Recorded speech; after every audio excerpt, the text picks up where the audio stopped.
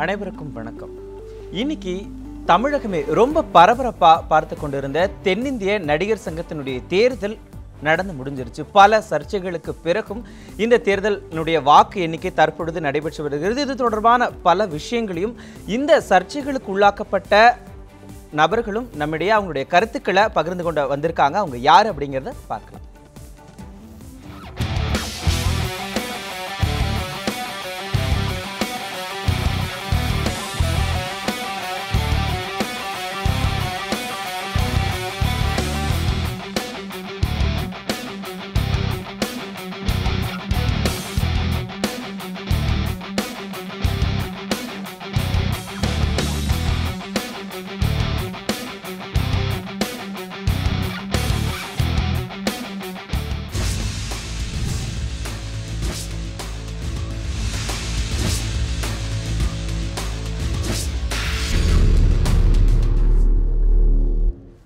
தென்னிந்திய நடிகர் சங்கத்தில் இன்னைக்கு எவ்வளவோ பல சிக்கல்களும் பல பிரச்சனைகளும் இருந்தாலும் இந்த நடிகர் சங்கம் ஆரம்பிக்கப்பட்ட அந்த ஆரம்ப காலகட்டத்திலேயே கிட்டத்தட்ட பல வருஷங்களுக்கு முன்னாடியே அதனுடைய உறுப்பினராக இருந்த ஒருவருக்கு இன்னைக்கு ஓட்டு போடுறதுக்கு உரிமை இல்லை அப்படின்னு சொல்லி மறுக்கப்பட்டிருக்கு.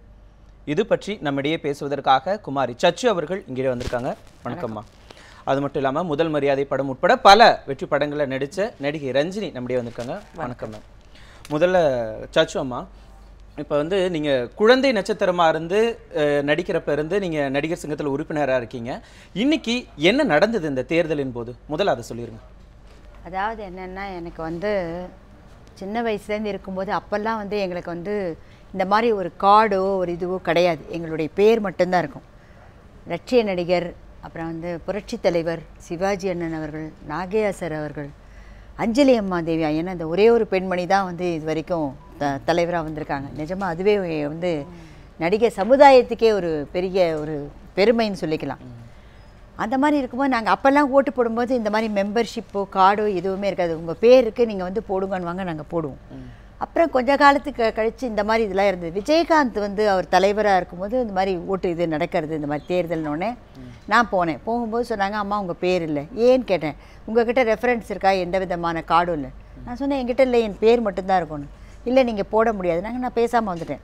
அப்போ திருப்பி என்ன பண்ணணும்னு கேட்டேன். நீங்கள் ஒரு 5000 ரூபாய் பணம் கொடுங்க, கொடுத்தீங்கன்னா உங்களை லைஃப் மெம்பர் ஆக்குறோன்னு சொன்னாங்க. சரின்னு 5000 ரூபாய் பணத்தை கொடுத்து அனுப்பிச்சேன். பார்த்தா எனக்கு ஒரு கார்டு கொடுத்து 2007லேருந்து 2017 வரைக்கும் அந்த பணம் அதற்காக தான் கட்டப்பட்டது அப்படின்னு சொல்லி கொடுத்தாங்க. அதில் என்னமோ ப்ரொஃபஷ்னல் கேட்டகரின்றாங்க. ப்ரொஃபஷ்னல்ன்றதுல நாங்கள் ஆர்டிஸ்ட்னாலே ப்ரொஃபஷ்னல் தானே அர்த்தம். அது என்ன தனித்தனியாக பிரிக்கிறாங்கன்னு எனக்கு புரியலை. இந்த மாதிரி இருக்கும்போது நான் அடிக்கடி போய் எதுக்காக நான் நடிகர் சங்கத்தில் என்னுடைய இது கார்டுனுடைய இது லைவாக இருக்கா இல்லையா, அதுக்கு தகுதி இருக்கா இல்லையா நான் ஏன் கேட்கணும்? ஏன்னா அவங்க நிறைய விழாக்களுக்கோ இல்லை வேறு ஏதாவது ஒரு இதுக்கோ என்னை கூப்பிட்டு நீங்கள் வாங்கன்னு சொல்லியிருக்காங்க. அப்போ இந்த உறுப்பினரை பற்றி கேட்கவே இல்லை. அப்போ உறுப்பினர் இல்லாதவங்களை எதுக்காக அவங்க விழாவுக்கோ ஒரு பொது நிகழ்ச்சிக்கோ கூப்பிடுறாங்க? இன்றைக்கி நான் போகும்போது இல்லைன்னு சொல்கிறாங்க. இது எனக்கு வேண்டுமென்றே பண்ண ஒரு இதுவாக தான் நான் நினைக்கிறேன். ஆனால் இந்த பிரச்சனை தொடர்பாக நடிகர் சங்கத்தினுடைய தலைவராக இருந்த மிஸ்டர் சரத்குமார் என்ன சொல்லியிருக்காரு அப்படின்னா, அவங்க வாழ்நாளுக்கான அந்த நடிகர் சங்கத்தினுடைய உறுப்பினராக அவங்க இல்லை. அது மட்டும் இல்லாமல் அவங்க ரெனியூ பண்ணலை, சந்தா கட்டாததால தான் அவங்களுடைய உறுப்பினர் சேர்க்க இல்லை அப்படிங்கிற மாதிரி ஒரு விளக்கம் கொடுத்துருக்காரு. சொல்கிறாங்கல்ல, கரெக்டு. நான் என்ன சொல்கிறேன், 2007லேருந்து 2017 வரைக்கும் என்னுடைய கார்டில் ஒரு என்ட்ரி இருக்குது. அதனுடைய அர்த்தம் என்ன? நான் கொடுத்த 5000 ரூபாய்க்கு அவங்க எந்த முறையில் அதை பயன்படுத்தியிருக்காங்க, அதையே எங்களுக்கு விளக்கமாக சொல்லலை. அது அவங்களுடைய கடமை இல்லையா? நான் இவங்கள்லாம் பார்க்காத ஒரு நடிகர் சங்கத்தை நான் பார்த்தோம் முதல்ல. அப்போ நான் குழந்தை நட்சத்திரம். அப்போ என்னை கூப்பிட்டது, நான் உறுப்பினர் ஆகிறதுக்கு என்ன அந்த வயது எனக்கு கிடையாது. அப்போ என்னை அங்கே கூப்பிட்டது நானும் ஒரு நட்சத்திரம் நடிகர்கள்ன்ற லிஸ்ட்டில் இருக்கிறதுனால என்னை கூப்பிட்டுருக்காங்க. அப்பேற்பட்ட நடிகைக்கு ஒரு கரெக்டான இது சொல்ல வேண்டாமா? இவங்க புக்கில் ஒரு லெட்ஜர் புக்கு மாதிரி மெயின்டைன் பண்ணுறாங்க. அதை நான் ஒரு 15 நாளைக்கு முன்னாடி கூட பார்த்தேன். அதில் என்னுடைய நம்பர் 6815ன்னு இருக்குது. அப்போ அந்த 6815னுடைய நம்பரை நான் எதுக்கு திருப்பி திருப்பி கேட்கணும்? இவங்க கவர்மெண்ட்டுக்கு அனுப்பும்போது ஒரு லிஸ்ட்டில் என்னுடைய பேரை பர்பஸாக போட்டிருக்காங்க. இதுக்கு காரணம் விஷால் அணிக்கு நான் ரொம்ப தைரியமாக வெளிப்படையாக நான் அவங்களுக்கு சப்போர்ட் பண்ணேன். அது அவங்களுக்கு பிடிக்கல நான் நினைக்கிறேன். இதுதான் ரீசன் இருக்கணும். இல்லைன்னா ஒரு பெரிய ஒரு மூத்த கலைஞர்களை இப்படி தான் நடத்துறதா? இதுதான் முறையா? அப்படியே தவறுதலாக நடந்தால் கூட அதை எடுத்து சொல்லக்கூடாதா? எங்களுக்கு பல முறை வந்து ஒரு லெட்டர் அனுப்புகிறாங்க, ஃபோன் மூலமாக நிறைய விஷயங்கள் சொல்கிறாங்களே, அப்போ இதையும் எடுத்து எனக்கு சொல்லக்கூடாது? அம்மா உங்களுக்கு இந்த மாதிரி இல்லை, இது முடிகிற காலகட்டம் வந்தது, நீங்கள் இதுக்கு உண்டான இதை அனுப்புங்கன்னு சொல்லக்கூடாதா? ஒரு உறுப்பினர்களுக்கு ஒரு பொதுவாக ஒரு பைலால ஒரு சொசைட்டி ஆக்டில் இந்த மாதிரி வரும்பொழுது ஒரு லெட்டர் அனுப்புவாங்க, திஸ் இஸ் த லாஸ்ட் இதுன்னு. அந்த மாதிரி அனுப்பலால. எந்த விதமான ஒரு முறையான இதையும் இந்த நடிகர் சங்கத்தில் அவங்க சரிவர நடத்தலை. அதுதான் உண்மை. இதில் எனக்கு வந்து இன்றைக்கி நடந்திருக்கு, எனக்கு மட்டும் இல்லை, இன்னும் பல கலைஞர்களுக்கு நடந்திருக்கு. எல்லாருக்குமே வந்து அங்கே உறுப்பினர்ன்ற ஒரு இது வந்து ஒரு லெட்ஜரை ஃபாலோ பண்ணுறாங்க. நேரடியாக போய் இந்த மாதிரி வந்து ஓட்டு போடுற நேரத்தில் நீங்கள் இல்லைன்றாங்க. இந்த 2 விதமான பாகுபாடு எதற்காக? அதுக்கு சரியான விளக்கம் வேண்டும். அது சரியாக சொல்லாமல் வந்து 12 ரூபாய் கட்டுறது ஒரு பெரிய கஷ்டமா? நான் வந்து நல்ல முறையில் இருக்கேன், நான் வந்து நடுவில் காணாமல் போயிட்டேன்னா இல்லை. நான் என்னைக்கு ஆரம்பிச்சேனோ சினிமா உலகத்தில் இன்னி வரைக்கும் பப்ளிக் மத்தியிலே நான் இருக்கேன். இன்னைக்கு உலகம் முழுதும் இருக்கிற தமிழர்கள் வந்து எனக்கு என்னுடைய ரசிகர்கள் இருக்காங்க. அத்தனை பேருக்கும் என்னுடைய பேரில் இந்தியாவில் மட்டும் இல்லை, எங்கேயுமே என் பேரில் எந்த ஆர்டிஸ்ட்டும் கிடையாது.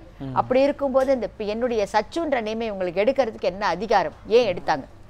கண்டிப்பாக உங்களுடைய அந்த ஆதங்கம் வந்து நல்லாவே தெரியுது. ரஞ்சனி மேம், கிட்டத்தட்ட நீங்கள் 1985 இதில் தென்னிந்திய நடிகர் சங்கத்தில் உறுப்பினராக இருக்கீங்க. இப்படிப்பட்ட ஒரு மூத்த கலைஞருடைய இந்த ஆதங்கத்தை நீங்கள் எப்படி பார்க்குறீங்க? ரொம்ப கஷ்டமாக இருக்குது. ஏன்னாக்கா முதல்ல ரெஸ்பெக்ட் வேணும். நம்ம என்ன ஸ்கூலில் போனாக்கா என்ன சொல்கிறாங்க முதல்ல? மாதா பிதா குரு இல்லை, ரெஸ்பெக்ட்னு அங்கேருந்து தான் வருது. எல்டர்ஸை எப்போதும் நம்ம ரெஸ்பெக்ட் பண்ணோன்னு. இவங்கெல்லாம் பாருங்கள், 1952 வந்து தொடக்கப்பட்ட நடிகர் சங்கம்.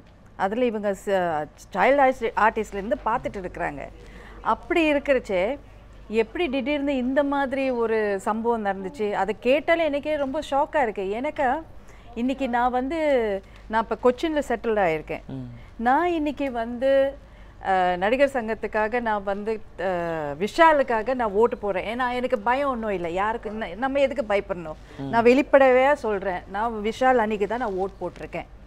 ஓகே, என்ன ஆண்டி தான் என்னை கூப்பிட்டாங்க, ஃபோன் பண்ணாங்க. இந்த மாதிரி, ரஞ்சினி தெரியும் தானே நம்மளோட எலெக்ஷன் வருது, நீ வருவியா இல்லையான்னு. நான் சொன்னேன், ஆண்டி ஆஃப்கோர்ஸ் நான் கண்டிப்பாக வரேன். எனக்கு நான் இப்போ கிட்டத்தட்ட 25 வருஷம் ஆச்சு நான் ஃபீல்டை விட்டு போய். என்ன அடிக்கடி நம்ம மீடியாவில் படிக்கிறோம், இந்த மாதிரி ஒரு காலத்தில் அந்த ஹிஸ்டாரிக்கல் பில்டிங்காக இருந்த நடிகர் சங்கம் இப்போ அது இல்லை. அது முதல்ல கேட்டோன்னே எனக்கே ரொம்ப ஷாக் ஆகிடுச்சு, இடிச்சிட்டாங்க திடீர்னு. லாட் ஆஃப் மிஸ்மேனேஜ்மெண்ட், மேனிப்புலேஷன்லாம் நடந்திருக்கு, எல்லாருக்கும் அது தெரியும். அப்படி இருக்கிறச்சே சரி எலெக்ஷனில் 2 டீம் நிற்கிறாங்களா, டெஃபினட்டாக நான் வரேன். ஏன்னாக்கா இந்த மாதிரி நம்மலாம் இப்போ ரஞ்சினின்னு சொன்னாக்கா சினிமாவில் இருந்துட்டா நாங்கள் எல்லாரும் வந்திருக்கோம். இட் டசன்ட் மேட்டர் நாங்கள் ஹீரோயினோ இல்லை ட்ராமா ஆர்டிஸ்ட்டோ டிவி ஆர்டிஸ்ட்டோ பிரிக்காதீங்க. ஏன் அந்த மாதிரி பிரிக்கணும்? எல்லாரும் ஆக்டர்ஸ் தான். ஓகே, எல்லாருக்கும் பாசம் இருக்குது. நான் இருக்கிறப்போ சிவாஜி அங்கிள் இவங்கெல்லாம் சீனியர் ஆர்டிஸ்டோட தான் நான் ஆக்ட் பண்ணியிருக்கிறேன். அப்போது அவங்க கொடுக்குற என்ன சொல்கிறது, அந்த அன்பு மாத்திரம் இல்லை, ரொம்ப கேர் பண்ணிக்குவாங்க. எங்களுக்கு ஏதாவது ஒன்றுனாக்கா நம்ம சாப்பிடலனாக்கா சிவாஜி அங்கிள்லாம் உடனே வருவார், ஏன் நீ சாப்பிடல, வா நீ சாப்பிடலனாக்கா நானும் சாப்பிடல. அப்படி இருக்கிறவங்க அவங்க சீனியர் ஆர்டிஸ்ட்லாம். நம்ம ரொம்ப புண்ணியம் பண்ணியிருக்கணும் இவங்க கூடலாம் ஆக்ட் பண்ணுறதுக்கு. அவங்க எவ்வளோ பெரிய சீனியர் ஆர்டிஸ்ட்டு. நம்ம அந்த டைமில் சும்மா டமாட்டுண்டு பொண்ணாக தான் இருந்தேன், நான் எக்ஸ்பீரியன்ஸ் இல்லை. இவங்களே கீழே இந்த மாதிரி கம்ஃபர்ட் லெவல் கொடுக்குறப்போ அந்த ரெஸ்பெக்ட் பாருங்கள், அவங்க நமக்கு ரெஸ்பெக்ட் கொடுக்குறாங்க. அதே போல் இப்போ நம்ம யங்ஸ்டர்ஸு எப்போதும் எல்டர்ஸுக்கு வீட்டில் உங்கள் அப்பா அம்மாவுக்கு நீங்கள் ரெஸ்பெக்ட் பண்ண மாட்டிங்களா? அதே மாதிரி தான் இவங்களும் நம்ம அப்பா அம்மா ஸ்தானத்தில் வச்சுட்டு தான் நம்ம பார்க்கணும். இப்போ இவங்களுக்கு நடந்த அநியாயம் எனக்கே கொதிக்குது. பிகாஸ் ஷீ வாஸ் அந்த பில்டிங் அந்த ஃபவுண்டிங் மெம்பர். அவங்களுக்கே இன்னைக்கு ஓட்டு போட முடியலனாக்கா எங்களை மாதிரி ஆளுக்கு இன்னும் எவ்வளோ தூரம் ஆகும்? ஸோ இது ரொம்ப அநியாயமாக இருக்குது. இப்போ உங்களுடைய ஆதங்கமும் இதிலிருந்து தெரியுது. சச்சம்மா, நீங்கள் கிட்டத்தட்ட 30 வருஷங்கள் இல்லை 40 வருஷங்களுக்கு மேலேயே உறுப்பினராக இருந்துக்கிட்டு இருக்கீங்க. ஆனால் எந்த காலத்திலும் இல்லாத அளவிற்கு ஒரு பரபரப்பு இந்த தேர்தலில் இருந்திருக்கு. இது எதனால் அப்படின்னு நீங்கள் நினைக்கிறீங்க? காரணம் என்ன அப்படின்னா, அவங்களுக்கு அவங்கள தவிர வேறு யாருமே வரக்கூடாதுன்றாங்க. அந்த மாதிரி சொல்ல முடியாது. மாற்றங்கள் வந்து இன்னைக்கு உலகத்தில் எல்லா விஷயத்துலையும் வருது, எல்லா துறைகள்லையும் வருது. இது வந்து சகஜம். இப்போ நான் என்ன சொல்கிறேன், இப்போ இந்த இளம் வாரிசுகள், இப்போ இந்த இவங்க இளைஞர்கள் இப்போ வராங்களே, அவங்க இப்போ தான் சரியான கட்டம். அவங்க வந்து நிச்சயமாக இதில் இன்வால்வ் ஆகணும். இல்லைன்னா நாளைக்கு இந்த நடிகர் சங்கத்தை நடத்த போகிறவங்க யார்? ஸோ அவங்க வந்து இப்போவே அவங்களும் வந்து ஒரு பெரிய ஹீரோவாக இருக்காங்க, இது பண்ணுறாங்க. இந்த சமுதாயத்துக்கு அவங்களும் பணியாற்ற வேண்டாமா? அதில் நிறைய கலைஞர்கள் இருக்காங்க. சினிமா மட்டும் இல்லை, நாடக கலைஞர் நிறைய பேர் கஷ்டப்படுறாங்களே, சரியான வாய்ப்பு இல்லை. அவங்களுக்கு நடிக்கணும் இன்னும் ஆசை இருக்குது. நீங்கள் வெறும் ஒரு நாடக நடிகைகிட்ட போய் பணம் மட்டும் கொடுங்க, அவங்க பசிக்கு வாங்கிப்பாங்க, இல்லை அவங்க கஷ்டத்துக்கு வாங்கிப்பாங்க. ஆனால் அதுக்கும் மீறி அவங்களுக்கு என்ன தெரியுமா, அவங்க நடித்து கைத்தட்டல் வாங்கி அந்த பணத்தை வாங்கிக்கணும். ஒரு மேடை கேட்குறாங்க அவங்க. அப்பேற்பட்ட மேடையை வந்து யார் கொடுக்க முடியும்? நம்மள மாதிரி நடிகர் சங்கத்தை தான் அவங்க தான் உருவாக்கணும், அவங்க தான் சப்போர்ட் பண்ணணும். இப்போ வந்து நீங்கள் வந்து நிறைய கலைஞர்களுக்கு வந்து வாய்ப்பே இல்லாமல் இருக்குது. அப்போ ஏன் நடிகர் சங்கம் அவங்களுக்கு சொல்லக்கூடாது? இன்னொரு எல்லா கலைஞர்களுக்கும் கிடைக்க வேண்டியதான். ஒருத்தருக்கு 4-5 படம் இருந்தால் இன்னொருத்தருக்கு ஒரு 4 படமோ இல்லை 2 படமோ அவங்களுக்கு, அதை நம்ம சொல்கிறதுக்கு உரிமை இல்லையா? அப்புறம் சங்கம் எதுக்கு? நான் கேட்குறேன், நடிகர்கள் சங்கம்னா நடிகர்களுக்காக. இப்போ என்னையே இன்றைக்கி வானான்றாங்க, அப்போ நான் நடிகை இல்லையா? அப்போ என்னை எதுக்காக விலைக்கிறாங்க அவங்க? அதனால இந்த மாற்றம் வந்து நிச்சயமாக வேணும். அந்த மாற்றத்தை ஏற்றுக்கிற அளவுக்கு அவங்களுக்கு பக்குவம் இல்லை. ஏன்னா அவங்க கண்டினியூஸாக இருந்ததுனால அவங்க தான் இருக்கலாம்னு நினைக்கிறீங்க. யாரும் யாருடைய எதையும் எடுத்துக்கொள்ள முடியாது. நடிகர் சங்கம்ன்றது ஒரு ஆலமரம். அந்த மரத்துக்கு கீழே நிழல் மாதிரி எல்லாரும் நிற்கலாம், கொஞ்ச நேரம் உட்காரலாம், அப்புறம் நீ எழுந்து போகிறதுக்கு தான் உனக்கு உரிமை. உனக்கு பூரா நீ வந்து எனக்கு தான் இந்த ஆலமரம் நீ சொல்ல முடியாது. எல்லாரும் கால் வைக்கக்கூடிய இடம். ஆனால் அதே நேரத்தில் இன்னொரு மாறுதல் வந்தால் நிச்சயமாக அவங்களுக்கு எனர்ஜி இருக்குது, அவங்களுக்கு ப்ரெசன்ட் மார்க்கெட்டில் எல்லாமே இருக்குது. அவங்க தான் நடித்து பணம் தரேன் நீங்கள் கட்டுங்கன்றாங்களே. ஏன் வெளியில் இருக்கிற ஆட்களுக்கு நாம் வந்து அதை விற்று நம்ம பண்ணணும், இல்லை லீஸுக்கு கொடுக்கணும்? அவசியம் இல்லை. நம்ம நடிகர்களுக்கு இப்போ கோடி கோடியாக பணம் வருது, எவ்வளவோ வேலை பண்ணியிருக்கோம், எவ்வளவோ நம்ம செட்டில் ஆகிருக்கோம். ஏன் ஒரு பொது காரியத்துக்கு, அதுவும் நம்ம நடிகர்களுக்காக அந்த சங்கத்துக்கு ஏன் நாம் உழைச்சி நாம் ஒரு படம் பண்ணி எல்லாரும் அந்த பணத்தை கொடுக்கக்கூடாது? அந்த மாதிரி எண்ணத்தில் தான் விஷாலினி கேட்டாங்க. அந்த நல்ல எண்ணங்களும் அவங்களுடைய நோக்கமும் அவங்களுடைய உழைப்பும் பார்த்துட்டு தான் நானும் அவங்களுக்கு சப்போர்ட் பண்ண போனேன். எனக்கு யாரும் விரோதி இல்லை, எனக்கும் எல்லாரும் வேணும் தான். பர்சனலாக யாரும் விரோதி? யாரும் விரோதி கிடையாது. பட் ஆனால் அந்த மாற்றத்தை ஏற்றுக்கிற பக்குவம் நமக்கு நிச்சயமாக வேணும். அந்த மாற்றத்தை ஏற்றுக்கிறதுக்கு அவங்க இன்னைக்கு வந்து பொதுமக்களே சொல்ல ஆரம்பிச்சிட்டாங்க, ஏன் வந்து மாறுதல் வரக்கூடாதுன்னு கேட்குறாங்க. அப்போ இவங்க என்ன பண்ணுவாங்க? இவங்க வந்து நினைக்கிறது தப்பு. இவங்க பண்ணாங்க, இவங்க பண்ணலைன்னு சொல்லலை. பட் ஆனால் அடுத்த கட்டம் போகும்போது நிச்சயமா பண்ணித்தாங்க. ஒருத்தருக்கு ஒரு மாறுதல் வரும்போது நிச்சயமா பண்ணும். நிச்சயமாக இவ்வளவு காலமாக உங்களை போன்ற பல மூத்த கலைஞர்களும் வந்து தென்னிந்திய நடிகர் சங்கத்துல புறக்கணிக்கப்பட்டாங்களா? இதற்கான பதில ஒரு சிறிய இடைவேளைக்கு அப்புறமா நம்ம தொடர்ந்து சச்சு அம்மாவிடம் பேசலாம். ஒரு சிறிய இடைவேளை. இது சூப்பர்.